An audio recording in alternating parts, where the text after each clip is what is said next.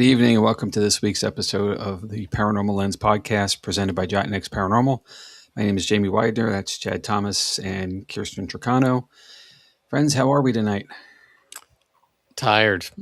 I'm great. One word summary. All right. Yeah. Okay. Welcome to adulthood, right? Yeah. That's what we do. The time change has not sat well with me, especially being in Tech Week for a show. Like I am not sleeping at night, and it's been fun. But I'm in Tech Week for a show, so that's great. So when the adrenaline wears off, sometime Sunday afternoon, you'll crash and I'll be well. Yep. Okay. Maybe Sunday morning. Who knows? Possibly. After the cast party and everybody gets settled home. Yeah. So if I break into song, that's why, because go for it. No, Music Man is stuck in my head, but no, I highly encourage it. So I mean, I would be amused. Next. Kirstin, what's going on? I mean, I've just been enjoying the nice weather. Sunday, Monday, basically have been out spending time with my horse. Did a nice long trail ride.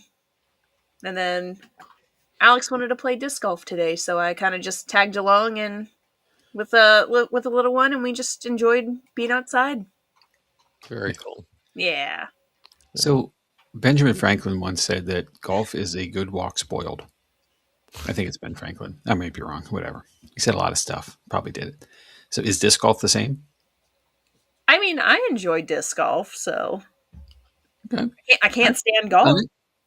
But our teammate Alex is an avid player. Chad's a testament to that. You've gone out with him, haven't you? Yep. Mm-hmm. So he's pretty good. I've seen him. I'm not good because I don't want to lose. Yeah, I'm not good, but I enjoy it. Okay. That's these days like this, we've been waiting for him for like 3 months. Mm-hmm. So everybody hopefully was out and about and anywhere near us with the fair weather, getting to enjoy all the good stuff. Cool. Yeah. Well, I want to tell you guys I did something this weekend. You did? What I did a thing. You did a thing? I did a thing with some stuff, some spooky stuff. Some ghost hashtag ghost stuff, some would say. So, we all went down to the Hanover Tavern for the Paracon back at the end of January. And the Saturday night was to be an investigation of the tavern, the jail and library across the street, as well as the courthouse. And I forget the name of the museum building next to it, but all that complex right there. And the 3 inches of ice was prohibitive for safe access to those other spaces. The tavern itself was pretty clear, although the parking lot, a little suspect. But Southern Virginia does not expect to get 2 to 3 inches of ice and then remediate it quickly. Right. In fact, it probably took all the month of February for it to go away. But to be fair, Pennsylvania doesn't expect 2 to 3 inches of ice to remediate it quickly either. Yes, but we have more than one snowplow per county. So that was the story I kept hearing. And then, we have ice melt or salt or, some treatment or brine, right? All the stuff, we're ready for that. They have none of it. And it had to come in from somewhere else if they could get it.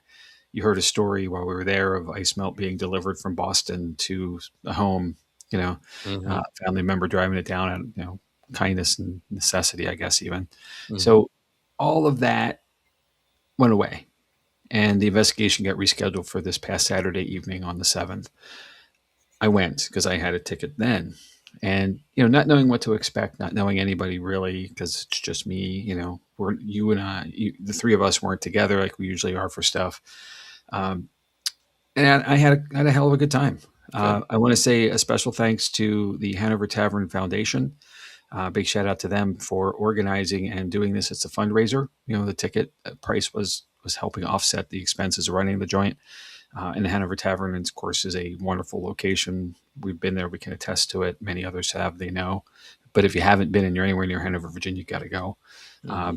And two, Transcend Paranormal, the team, the host team. This is Steve Dills and his group as the host team for this.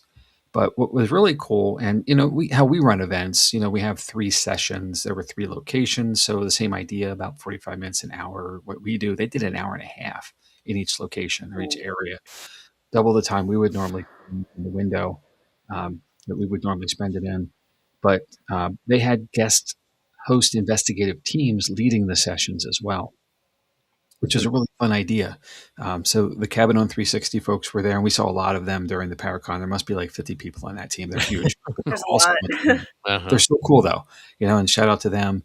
The folks from Fredericksburg Paranormal Research and Investigations who were across from us at the our booth. They were there, and there's a lot of them as well. And I made a new friend, because, a stranger is a friend you haven't met yet. So we started this off not knowing each other. And made a good friend in the team at Miller Paranormal out of Port Royal, Virginia, and Joshua Miller specifically. I'll talk about him in a moment. Shout out to all of those teams for hosting the groups that were formed then. I got put into a group like we would do. So this is my first time doing a thing like this, because normally we're out leading the investigation or we're out somewhere where we are just having the place to ourselves. Right. So it was cool to be the guest and not have to worry about the lead or do any of the stuff. So it was a lot of fun that way. We'll talk real quick about the location though, because there were some really cool things that happened, and I hope to show you at least some of that too. We started off in the jail in the library side across the street. In the jail, there was dead bell activity right away. They had a tripwire in the doorway, active, both ends of it. They had a paralight. We have a paralight with the team, and I've never seen this thing actually work. It was working regularly. So they do surprisingly work. A couple different voice apps or apps that have voice reply. All of them were active there as well. And then over in the library, there's a kids room, and in there was a spirit that engaged itself as Judy. So we assume it was a little girl. So that was really cool. And then footsteps upstairs, and we did not go upstairs. Heavy footfall. The second floor was off limits because of offices and other things. So some really interesting things happening in there. Second session was in the tavern itself, and here, starting upstairs for us, we were in the bridal suite, which you guys will recall is at the top of the turning stairway in kind of the center of the building. Right. This is the place in this area where I had a really unusual experience when we were there last time with perhaps seeing an apparition. Not sure, but I think I did. So I brought that into the conversation, but we were all sitting in the bridal suite with the tripwire out in the hallway into the room, and it was actively coming into the room as far as activation of the tripwire itself. And Chad, think of the time we were at the Clifton Theater and how we had it going down the main aisle in Theater 3 or 4. Right. And across the front, how that activation occurred. Like every single light went down, like someone just walked down the aisle and across the front of the theater room. Mm-hmm. Same idea, but happening a couple times back and forth. Like someone was coming in, someone was going out. Outstanding opportunity. Voice apps were going off regularly. As we do for investigations, took a couple pictures and didn't really think a lot about it, didn't look at them closely right away. But the voice app kept saying photograph over and over, like 3 or 4 times. So finally I realized, I took pictures. So I went to look at them. And if you can bring that up, please. This is what I caught. So there's 2 shots here. There's 3 actually, because we do bursts of 3. But this first picture, and it says, what I'm seeing here is a small screen. So guys, bear with us. We can figure this out to get it out to our social media later. But this is to the person to the left is Joshua Miller from Miller Paranormal. If you'll notice his left arm, he's reaching out to the table to get to his device, and there appears to be something there. So if you can go to the next slide or next picture. This will be the second burst in the burst of 3. I would like to, but I can't. Well, here it is. So his arm looks pretty normal now. So there is definitely some kind of distortion happening. Shortly around here as well, he was mentioning feeling a cold draft or a cold spot around the area where he is. Now, mind you, it's 65 degrees outside. It's just as much, if not warmer, inside because the heat of the day is still here on the second floor, the upper floor of the tavern. I couldn't account for that. But it's very, very interesting stuff here. And then he left the room shortly after this to go check on the rest of the group, which was down the hall and over toward the other offices. And his app said Joshua as soon as he left. So something definitely, and he has investigated this space several times, he and his team at Miller Paranormal. So I found this to be really, really interesting. Hmm. And then, not to be outdone, we went downstairs to the theater, and we've all been in. Three of us have been in this room. Oh yeah. It's an active theater that we were told not to go on the stage. There's a transition of shows. You know how it goes, Chad. Like the lights are down. Right. There's stuff. There's equipment on the stage. There's construction gear, all that stuff. So we really couldn't go on stage or backstage at all. But sitting in the auditorium seating, then I'm at one end, the rest of the group's at the other. We do have a music box on the stage as well as a K2. And the K2 would go off, active to red, and then the music box would play. And they are probably about 4 feet apart, but like one at the front of the stage, went back about 4 feet off of the front. So that happened. I can't count how many times, in that order, K2, that music box. But the most interesting thing, and I didn't catch this myself because I didn't think to have my recorder on, silly me, but there was an audible whistle in the room, and it was a two-tone, like I can't whistle to save my life, but a boo boo, kind of like that, like someone getting your attention. If you Right. think back to our experience at Tala, where we kept hearing that same whistle, it was kind of like that idea, except not as long. And where it sounded like someone was just like, "Hey there," you know. So we all heard it though, and that's the weirdest part of it. Out loud, we all heard it. And then we were just kind of in the middle of a conversation. I asked, "Hey, did we just hear that, or is that equipment? What is that?" And they're like, "No, we heard it too. We just thought it was you." And I'm like, "Well, it's not me. I don't know how to whistle." So, why would I be whistling? Right. So went back, reviewed it on the audio, and there it was, clear as day. So, really, really, really interesting thing. And then there's a laser grid also on the back wall of the stage, and there was some activity moving on the far corner, which would be like the back left stage or stage right area. Audience left, house left.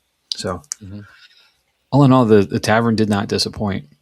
Cool. And lastly, we went over to the courthouse and the museum. Not a lot there. They had a music box in the back of the courthouse. It went off several times as if someone was passing around the back area. The voice apps, again, one asked a very good question, and it was, "Why are you here?" Isn't that the question we should be asking? Mm-hmm. And then lots of K2 activity in there as well. So by that point, it's 2 or so in the morning, and we were all wrapping up. So, but really, really great investigation. Really good way of doing it. Kudos to Transcend and all the other groups that led the sessions. I want to go back, like now. Let's go now, kind of thing. So. The question is when, of course. So I'm going to keep an eye out for opportunities there and try to get back down. And 3.5 hours away, all that stuff, well worth the drive because the place is really interestingly and active. So if anyone's in the Southern Virginia, the eastern side of the state, Richmond, Ashland, area, Hanover is not far away. If you're passing through the area, give them a stop and check it out. To stop in for dinner. You don't have to be there for an investigation. I think you'll get a good sense of the place just by walking around with the history that it holds, the property itself. It's a really good idea to get there if you can. And you should always ask if Steve's there because there's Yes. Or any of the Dills family. They're all there. Yeah.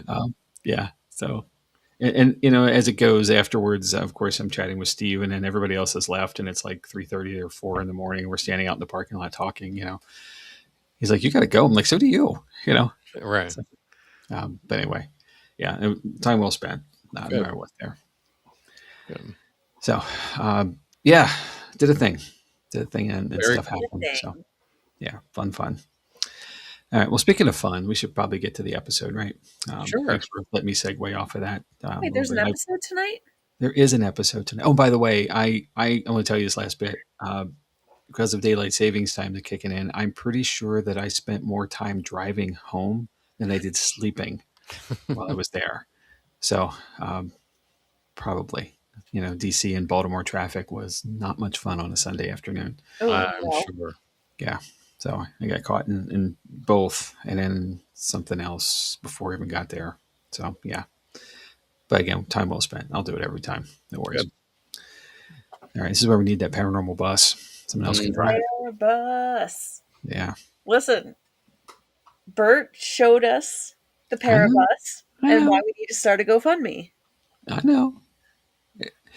So I'm going to tell you this. I took that picture, and it is now the background of my laptop, just as a wish list moment. So, yeah, everything starts with a dream, right? Right.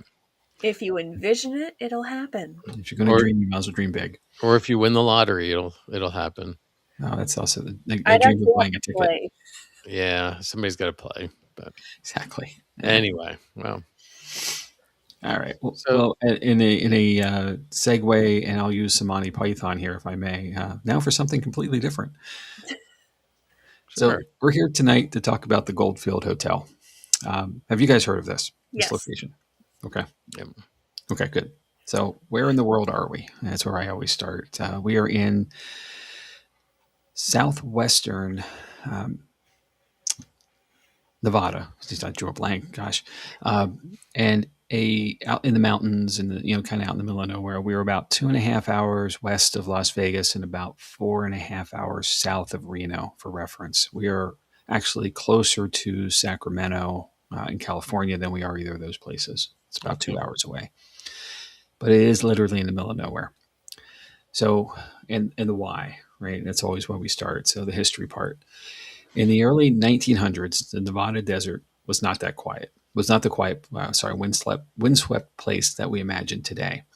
Thanks to a major gold discovery in 1902, the town of Goldfield exploded into existence almost overnight. Prospectors, investors, merchants, and dreamers poured into the region, eager to strike it rich. At its peak, Goldfield was Nevada's largest city, with a population estimated around 20,000 people, an astonishing number for a remote desert settlement. Into this whirlwind of ambition rose the magnificent Goldfield Hotel, completed in 1908. Built at the reported cost of approximately $300,000 to $400,000, which was an eye-watering figure at that time. The hotel was a bold statement. Goldfield wasn't just a mining camp; it was a city of refinement. And for reference, $400,000 in 1908 is about $14 million today. When the hotel opened, legend says champagne flowed from the roof during the celebration. Whatever literal or slightly exaggerated, the message was clear. This was luxury planted firmly in desert dust. The Goldfield Hotel was designed in grand classical revival style, complete with brick construction, elegant stone detailing, and commanding balconies. Inside, it featured more than 150 rooms, many with private bathrooms, which was a significant amenity in 1908.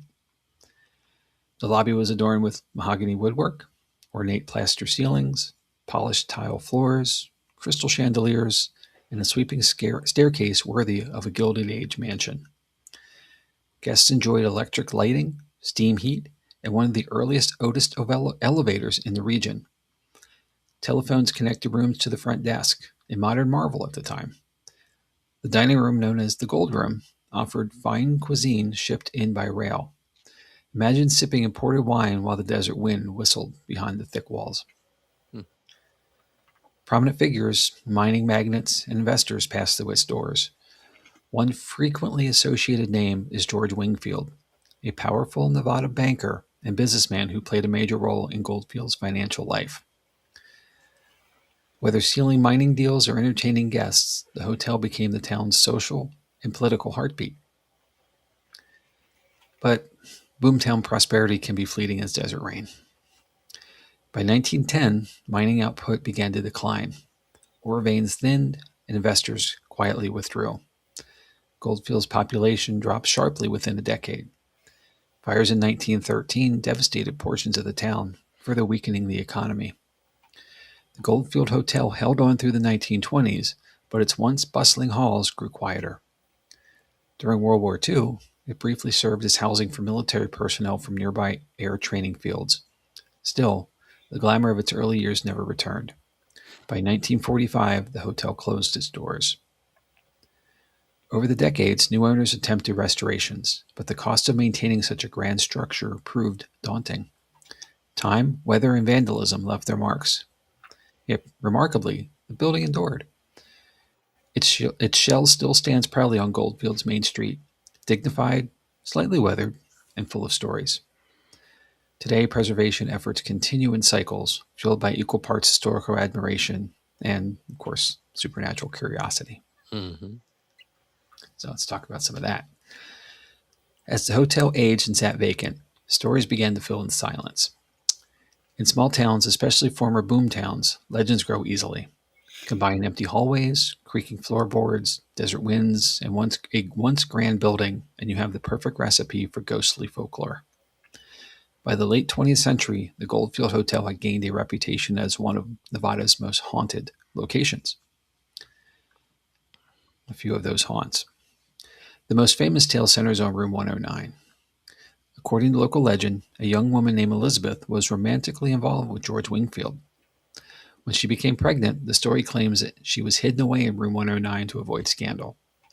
In darker versions of this tale, she was chained to a radiator and left to die after giving birth.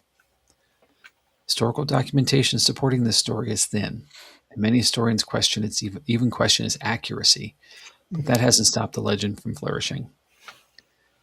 Visitors and paranormal investigators report that there are sudden cold spots in room 109, and there is the sound of soft crying, shadowy figures in white. Of course, you have to have a woman in white, and equipment malfunctions during investigations in the space. Some claim to see a woman standing near the window before vanishing. Whether folklore or something unexplained, room 109 has become the emotional centerpiece of the hotel's haunted identity.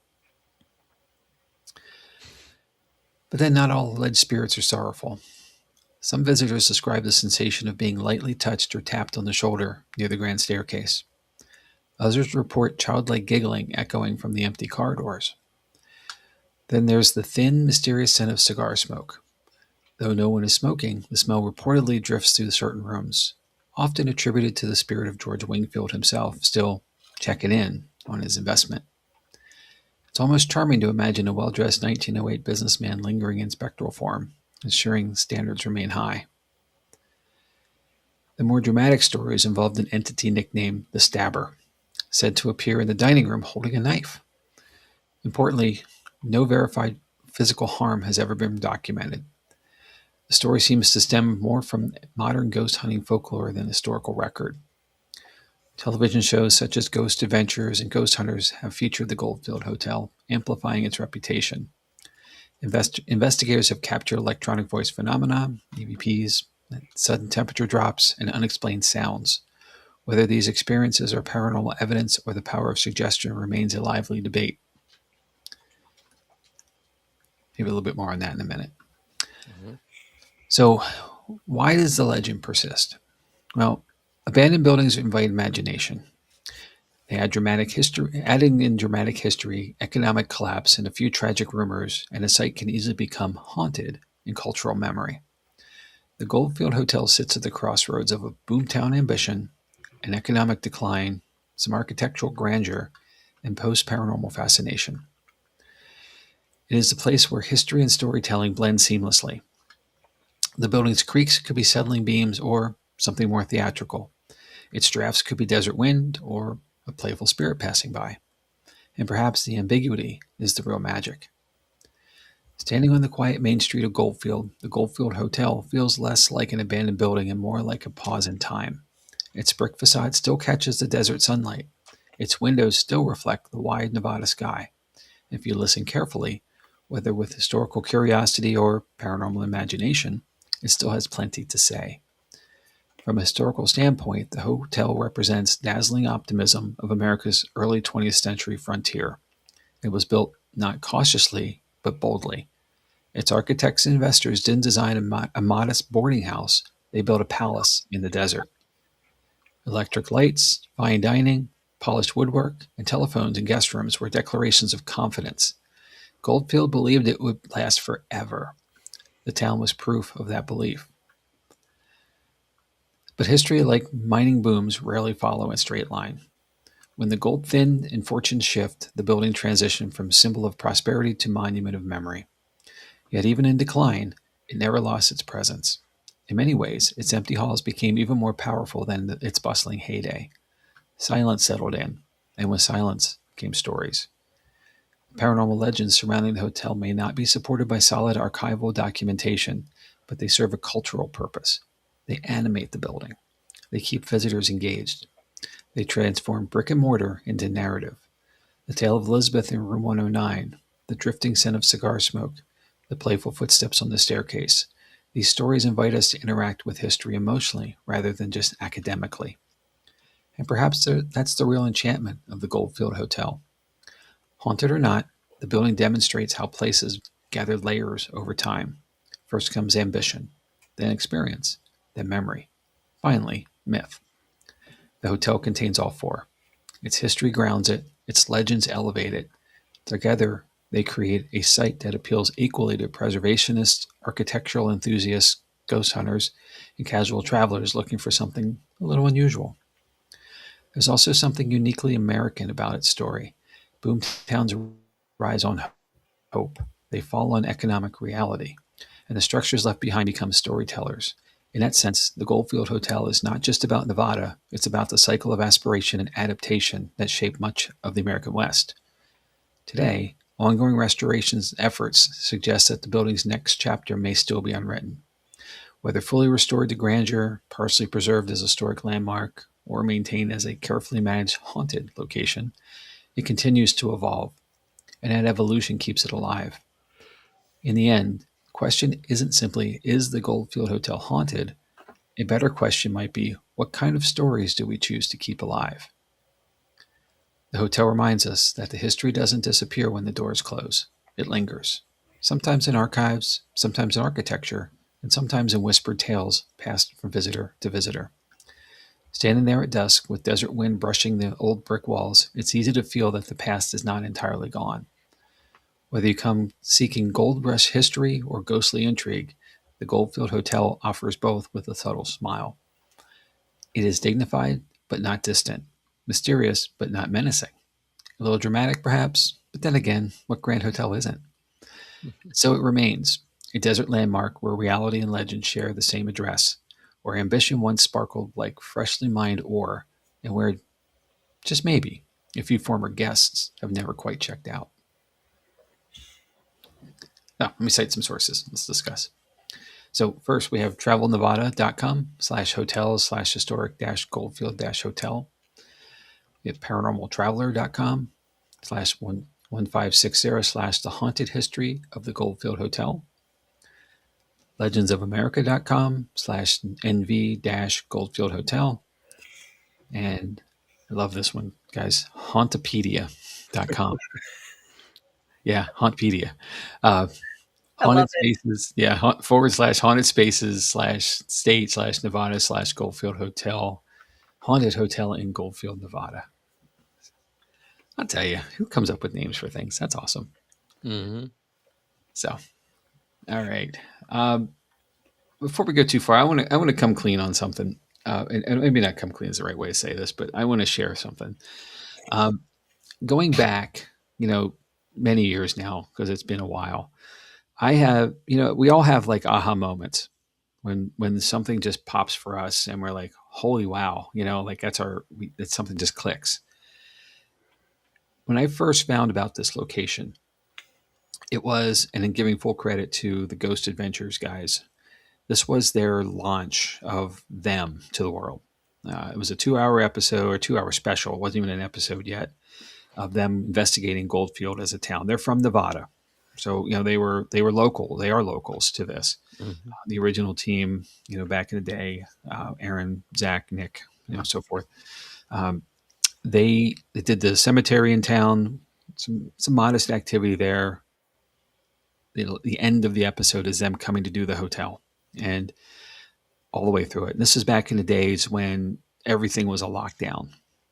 It wasn't, they showed someone locking the door behind them as they came in. They weren't getting out until crack of dawn kind of thing. Love those old school episodes. So they're in the hotel, they're going through, they go to 109, they go to other places. At some point, they find their way to the basement. And something remarkable happens. And for me, this is the aha moment. So I have a clip for you to show. And Zach, please don't sue us. But this is on YouTube. It's everybody can find it. It's out there in the world. So I think we're safe. So Chad, if you won't mind. Okay. Do you want me to go in? Is that you?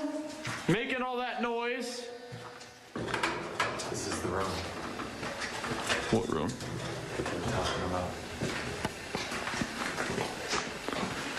Is that you making all the noise? Holy oh my god! Holy stop! Stop! Go!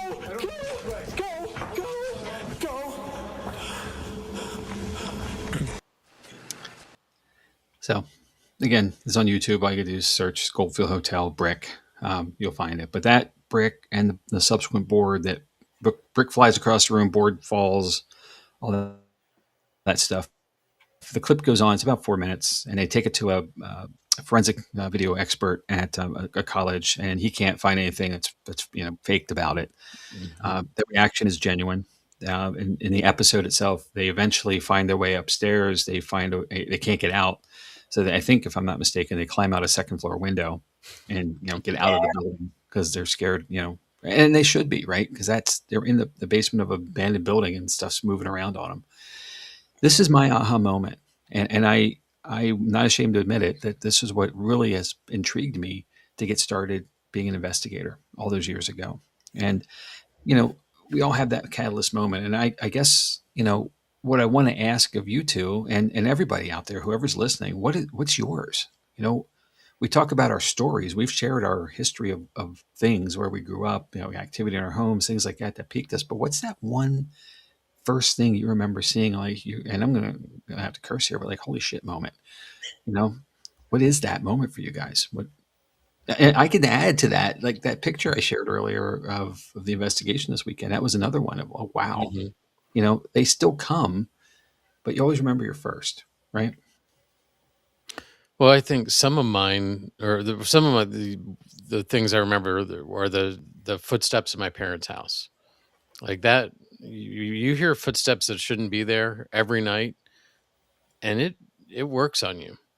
And then the one that really sort of triggered me is my experience at the Fulton when I was on the paint bridge. I think I shared it the night I talked about the Fulton, but I was on the paint bridge, which is a suspended catwalk between two other catwalks, basically, that's only tied in at the two ends. And if you jump on it, it bounces because it's a cable stayed structure. And I was the only one in the theater, and something jumped on it behind me and bounced that paint bridge. So something like that that's a real aha moment. So absolutely, it's physical. That's the other side of it. Like, it's, well, if you ever get the I say advantage or pleasure of being touched in investigation, some will agree that that's a pleasure. At that moment, you're like, ooh, that shouldn't happen. There's no reason for it to happen, and it sticks with you. I agree. And I think we've all had that happen in our time together. We've had that happen at different places we've been. I know I've had it happen at the brewery. I had it happen at White Hill. Mm-hmm. So, Kirstin, what about you? I mean, like you, grew up in a house that was haunted, but I think it had to be the biggest aha moment for me had to be with Fort Mifflin. Just being up on the hill that goes down to Solitary, and it was like earlier Ghost Adventurers. We got locked in. Like, they literally locked the gate and everything. No one was getting in, no one was getting out. And all the other teams were nowhere near the barracks that we were staying in. And I'm just staring, and I'm literally looking at a full apparition in the window just waving at us. And it was like, we're like, oh, we got to go see what's going on, because like someone's in the building that we're going to be sleeping in. And it was, as soon as we started walking towards it, we literally watched this thing not even run, just float back and just almost like fly off into like another room. And we were like, oh my god, like that's none of us had seen a full body apparition. Couldn't find it. We went back, and 15 minutes later I looked away and looked back again, and it was back. And I'm like, that is wild, because we couldn't explain it. And we all had walkie-talkies, so we're like, go talk. Like we were calling the other teams, and they're like, no, none of us are near there. So I think that was my biggest aha. I want to do this more. Oh, wow. Yeah, of course. And that's so rare, to get an apparition once, much less twice in the same area. There was something, maybe something was trying to be shared. Your connection was made. That's awesome. Oh yeah. Well, I don't want to. I obviously want to discuss the Goldfield because I think there's a lot here to talk about. But for me, again, that's my connection to this place, and I think we all have our places that we have those moments from. They're fond, and again, anybody out there listening, drop us a comment. Let us know where you're at with it too. Very, very interested to hear from you. So Jamie, I want to. You said something about this clip, about how they had every right to be scared and to run and to freak out like that. But again, this is what we talk about as the difference between a paranormal investigator I know. and a ghost hunter. Because as a paranormal investigator, that should intrigue you to say what has and look into it, not run from it. They in fairness, they do come back. Okay. So, the promise of, safety, I think was overwhelming at that point, getting away from whatever that was. And if a brick starts flying around a room, you don't know if you're going to be safe or not, right? If there's one, there could be two or 20. I would probably run. I'd rather not get hit by a brick. Or the board, and any of that stuff, I guess. I don't know. Or I would go back though. I'd be like, all right. Yeah. In a very worst case scenario, is this place falling apart, which is possible given its age and its, especially if you're in the basement. Yeah. So I guess we pick a lot on some things that the team has done on Ghost Adventures through the years, and some of it's bombastic and intentional, but that moment is real for me, and I got it. I get that what they did, and I don't fault that. Right. The clip also continues that Nick gets separated from them, and they're trying to find him as well, and how he, where he went, where everybody runs left and you go right. All of a sudden, you're alone, right? So, you're like Jerry. Yeah, Jerry just disappears. He drifts. Like they're literally running and they split up. So, then you have the concern of where's my friend, and all that happening is on top of the what the heck just happened moment. So, I'll give them grace on this one. They got better at it as they went. But I agree, and that's kind of the point. And I was thinking that with Kirstin's situation at Mifflin, you're seeing this happening. You want to go to it. Others would run away. Like that's us. We go forward. Right. I remember the first investigation I ever did. We were in a speakeasy in York in the basement of a building, and for lack of a better word, it was a speakeasy back in the day. And we had a grid up on a wall, and there was stuff moving on the edge of the grid, and then everybody else was like, "What is that? What is that?" And my instinct was just to go to it and figure it out. Right. And that's kind of when I knew I was going to be an investigator. Right. I think, so I'm not going to run from it. So I'm going into those dark places more often than others maybe do on purpose. Right. You would ask about, other people's experiences, and Heather says the Halderman Mansion, walking in a room and seeing Bert when Bert was in the next room. Only time she's ever been scared. No. Yeah. So. Doppelgangers aren't a mess, something to be trifled with. So, I don't like that. So yeah, and one Bert's enough, really. Come on, geez. Heather had also said earlier is most places have a lady in white, but not a stabber. Okay. True. If I saw some spirit with a knife, I'd be like, all right, you can try it. Come on, buddy. See, I don't know about it, that I'd want to, Here's my thought. If they're gonna stab me, guess what? I'm haunting them. That ghost is also getting haunted. Oh, the cycle. It just spins. Exactly. All right. The haunted gets a haunt. The haunter becomes a hauntee. Yes. All right. That's when they're going to be like, the next group of investigators that come in, they're going to be like, take this one, please. Wow. No one cut ties. Let them go with you. Well, one of the things about it for me is Room 109. Whether the story's true or not, it's plausibly believable to say that could have happened. Certainly men in the day, were untouchable, in so many ways. They could do what they wanted. Women were property to a lot of men. And in this case, having an unexpected or unwanted pregnancy, I can get that would have been the case. And especially in this time, in this town, like this type of town. There's less laws in the West at this point. It's still early on. Nevada's a state, of course, but some of these places just still had old, Wild West justice, and or lack of any of it.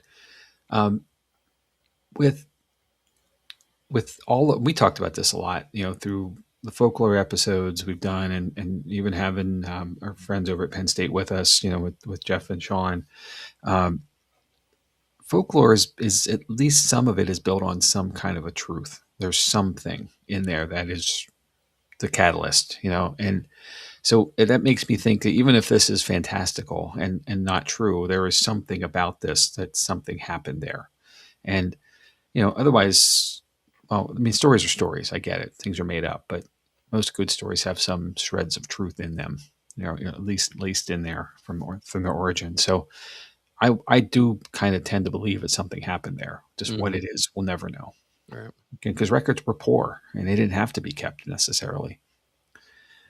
But gosh, I hope it didn't really happen. Right. That's terrible. Yeah. Of course, there's no tell of what happened to the child after the birth as well. So I'm assuming Wingfield kept it and hopefully raised it. Right.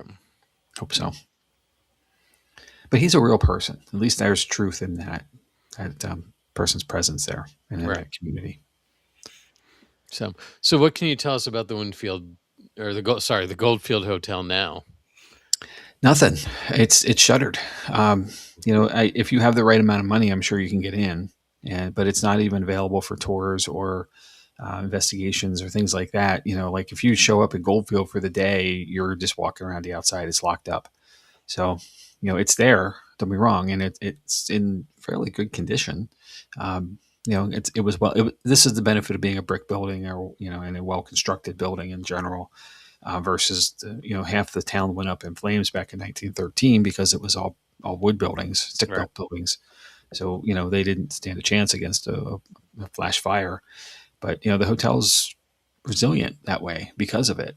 And a lot of the pictures, it still has the glass windows. No one's there vandalizing it. There's not spray paint all over it. It's very interesting how it's been left alone in so many ways.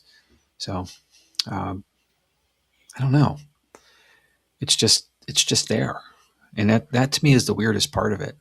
That, you would think somebody would get in, and especially like the Ghost Adventures guys, they have the resources now, from all the success they've had through these last, gazillion years of their activities that maybe somebody within the group would get it. But it's privately owned and they're not interested in letting anybody through it. Right. So there's hope, right? At some point, someone's going to say, okay, we're going to do something here. And whether it be restoration or whether it be partials enough to let folks through, we know that we as the paranormal can help fund these kind of things, with the ticket sales from investigative opportunities, but the place has to be sturdy and secure enough to let people come in on the regular, and maybe it's not. So, I don't know. Well, apparently in 2020, it was on the market for $4.9 million. Oh. All right. So we either get a bus or we buy the building. Which one's it going to be? I don't think a bus is going to be that expensive. The bus I want is. No. $4.9 million. That's pocket change. So, all right, let's get another GoFundMe going here. I have lived in the Southwest. I've told you guys this before. So, for me to get there and be there, I would be quite happy. In the region, in the area, it's beautiful out there. It just is. I mean, you have to like brown because everything is, but it's high desert, but really, really, really interesting. And this town still exists as well, even though it's minimal now from what it was. With and 20,000 people is not a huge place, but back in 1902 and through 1920 or so, that was a lot, for a western desert town. Las Vegas was smaller, think about that, how big Vegas is now. It's the machine that it is with all of it. All it would have taken was for more gold to be available there for it to stick longer and perhaps catalyze even more to a bigger thing. But that's the downside of this, is how many times these towns, and there's a lot of them. When I lived in New Mexico, in Albuquerque to Santa Fe, it's a straight drive up I-25. It's about an hour or so. And every exit you're passing by, these towns that were there, they were once silver towns. And then the road off to the right, I forget what it is, that there's like a rural route, was a silver trail, because that's where all the mines were, over there in the mountains, out in the, that area. So, and that's following, the west side of the Rockies as you're going up. So, there was a ton of mining and a ton of resource pull out of those areas, but then eventually it dried up and the towns went with them. There was nothing, there was no reason to be there. Right. Or there was word that there was a better dig somewhere else, and folks just packed up their stuff and left. They had no ties or no anchors there other than the resources they were trying to pull from the ground. So, sometimes they didn't even lifestyle. Yeah. Sometimes they didn't even pack their stuff up. They just left. Well, that's true. Yeah, they just left. It's too heavy to carry, too much to worry about it. Didn't need it anymore. Well, you wanted to get there before everybody else. So, yeah. Bert said that this is too far away without a bus, so nobody's on road trip on this one unless we get a bus. Okay, so we got to get the bus first. That's the first GoFundMe. And then the second GoFundMe is the hotel. And we can live in the bus until we get the hotel fixed up. So exactly. Sort of anyway. All right. Hey, what I said earlier, you got a dream, right? Yep, it starts with a dream. Yeah. And then it becomes a reality. So, or somebody at least go get this place, please. Goodness. I will buy tickets, I swear. I'd buy tickets. Yep. I'll buy it and I'll charge $1 million per ticket. And just, all right, what are you guys going to be investigating in here for? Where's the stabber? Where's the stabber? Gonna find me in the basement with the waiting for him to throw a brick or something. So. No bricks for you. No bricks. You know what? If a brick got thrown at me, yeah, I'd probably run first, but I'd be like, wait, no, do it again. Yeah. Well, it's self-preservation. I get it. That's kind of maybe the best way to say it. Just get away from this, fight or flight, right? Right. The flight instincts kicked in with them, and I don't blame them. I don't either. So what do you guys think? I mean, it definitely seems like there's some haunted activity there where there's video image, video capture. Mm-hmm. Yeah, I think so. I think it's active. I'd like to be able to prove it. And that's kind of what we've been saying all along here. Mm-hmm. With the wish of it being available to us, to the community. But from what I've been able to diagnose, and there's not a lot of investigator evidence here because no one is really there other than the shows that paid to get in. Ghost Hunters, Ghost Adventures, a few others along the way. They weren't just let in. I'm sure they made some money on those people being there. Right. So, and that's the proof that, it's a revenue driver. But, because there's not a lot of investigations there or access to the place to investigate it, there's not many more tales than what has been presented publicly this way. Right. So I'd like to think there's activity there just waiting for us to explore it and engage with us. I mean, yeah, no, I agree with you. I think there is some activity there. Because yeah, I've seen the Ghost Hunters, Ghost Adventures. I've seen Project Fear's episode on this. Nothing was ever the same. Like all 3 episodes, like everyone's seen the brick being thrown. No one's tried to have that recreated. Like everything seemed different, and it all seemed like enough to be like, yeah, there's something happening.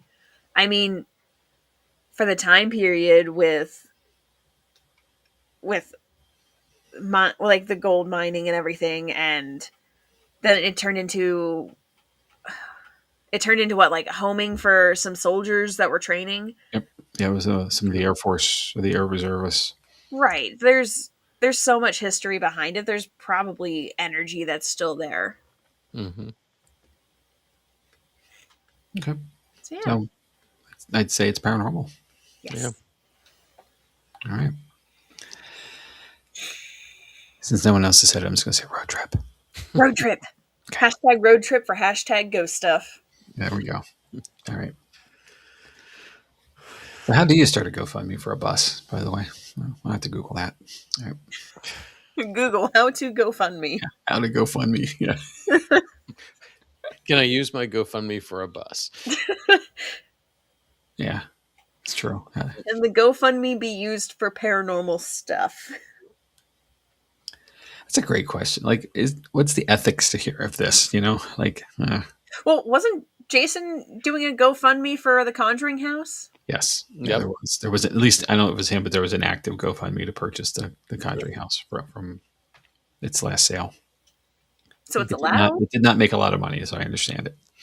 So hence there was no acquisition, but. Yeah. Yep. So. All right. Well, Jamie, thank you for bringing more information about this to us. I knew a little bit, but didn't know any details, and so I'm same way. So the more you know. Oh, I have a little PSA with a star. Mm-hmm. Exactly. Nice. Now we're trying to just get copyright infringement all over the place tonight. Yeah, we're I'm ready for all this. This might be our last episode.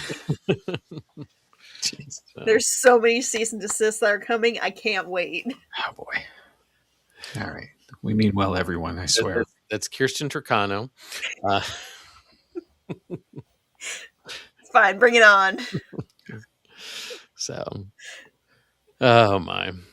So, all right. Well, speaking of moving on, let's move on. What's coming up? Yeah, Kirstin, you dug us into this whole. Why don't you take this and get us out of here? Perfectly fine.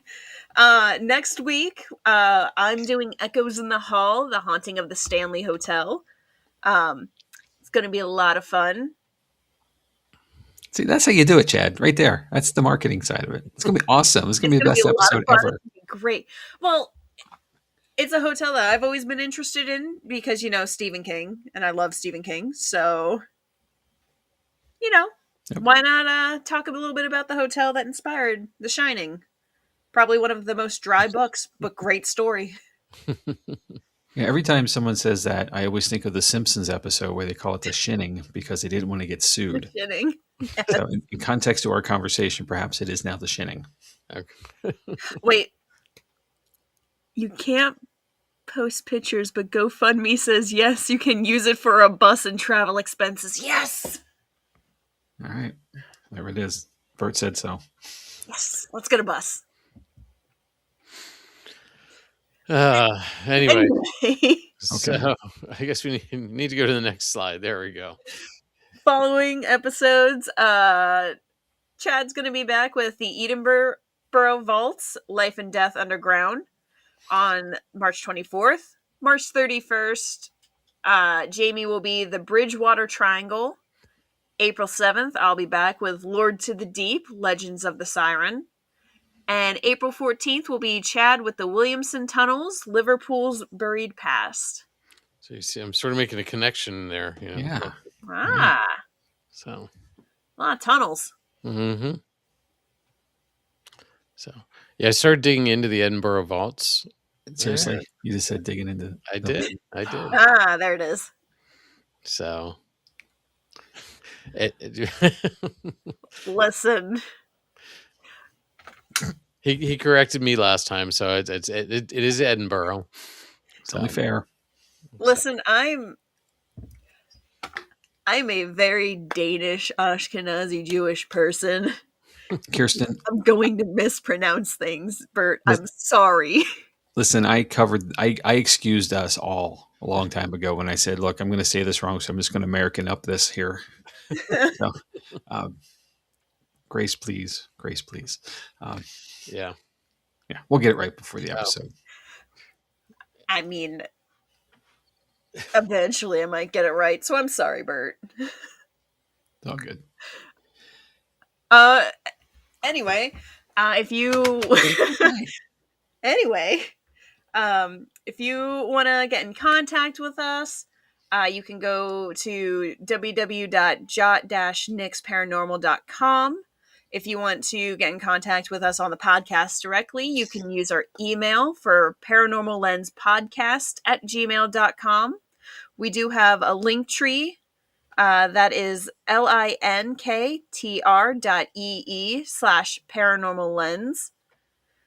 And that will have some interesting little things. You can buy some nice little spooky stuff we have. Or if you want to help support the podcast at all, you can also go to Buy Me a Coffee. It does take a little bit of money for us to run the podcast. But even if you don't want to pay or anything or give money, that's fine. We're going to still be here doing this and enjoying it the whole time. But that link is buymeacoffee.com/paranormal9. Yes, and funds for the bus can be donated there as well. So, oh yeah, let's do that for the bus. So, as you can tell, these are always very live episodes. Oh my gosh, and unscripted. Very much. Well, listen, that's probably a good time to say thanks for watching. I'll see you next time. Listen, I like unscripted. Just improvise the whole time. Yeah. Well, I can tell you're an actor. There it is. Yeah, I hate it. I'm an improv actor. I'm a technical person. I like scripted. Yeah, I'm somewhere between these two. So I can't. Buymeabus.com. Oh my! I don't like scripts. I thrive in an improv, and I think that's from doing the Ren Fair for like 10 years. Mm-hmm. I don't know what a patron is going to say to me, but I got to somehow make a thing out of it. Right. Of course. Yeah.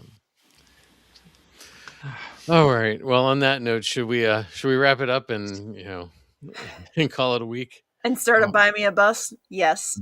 Yeah, let's get a good night's sleep before the cease and desist letters start rolling in tomorrow. I can't wait. Oh my. All right. Well, let's see. Where am I? The Goldfield Hotel has survived boomtown glory, decades of abandonment, and countless stories of the unexplained. Whether those stories are paranormal encounters or the weight of history lingering in the desert air, it's still up for debate. But one thing is clear.